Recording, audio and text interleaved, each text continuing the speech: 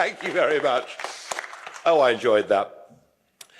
Let's hear it for Commissioner Oettinger, the German Commissioner in charge of the European Union budget. You, sir, are having a very good day. Christmas has come early. You must be delighted. The British government is going to shell out a cool 50 billion as part of our exit proceedings, which, if you think about it, is all really rather odd, isn't it? Because the 23rd of June 2016 wasn't just significant politically, it was significant for the European Union budget. We've been a net contributor into the EU budget every single year since 1973. For most of those years, we've been the second biggest contributor, and we pay in 16% of the total European Union budget. But of course, we're leaving. So logic says, if, for example, a family has an annual income and that income declines, they then have cheaper holidays. They then cut their cloth according to their circumstances. And yet, when we look at the 2018 budget or the Commission projections going on for the next few years, we see that absolutely no account is being taken of the British leaving the European Union. You've decided to simply carry on regardless, and it would appear that in a very weak moment, the British Prime Minister has decided to bail you out for it. Well, I would just say, don't bank on it, because I think there is going to be a huge public reaction to this extraordinary sum of money.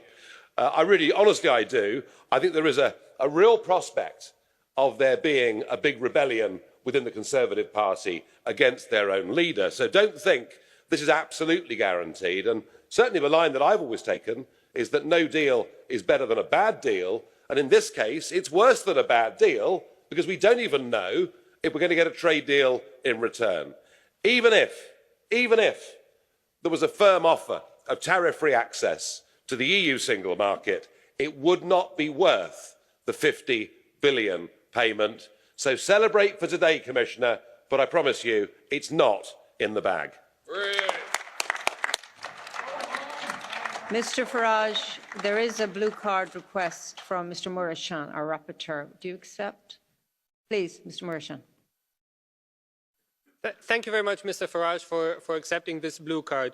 Mr Farage, for sure, the challenges that the UK budget is facing for next year are much bigger than the challenges that the EU budget is facing for next year. Your revenues are going down, your growth perspective is worsening, investments will be at a slower level in the United Kingdom next year, not in Europe. The question which I would like to ask you is, are you aware we have increased budget of the Union for next year primarily for research and innovation? Are you aware how much UK universities are benefiting from this? And are you aware who is the biggest beneficiary, which country is the biggest beneficiary of EU research funds? Thank you very much.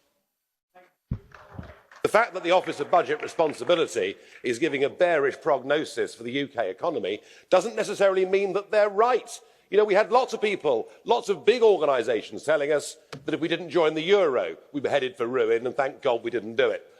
Yes, I am aware of the extent to which our money, recycled through the European Union, comes back to British universities.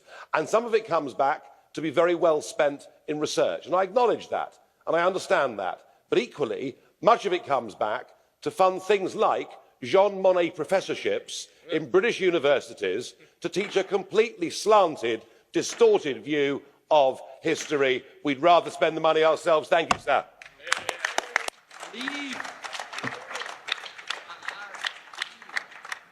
Thank you. I think for clarification, the House would agree that the United Kingdom is still a full member of the European Union and remains so until... You didn't frankly have the balls to put country before party.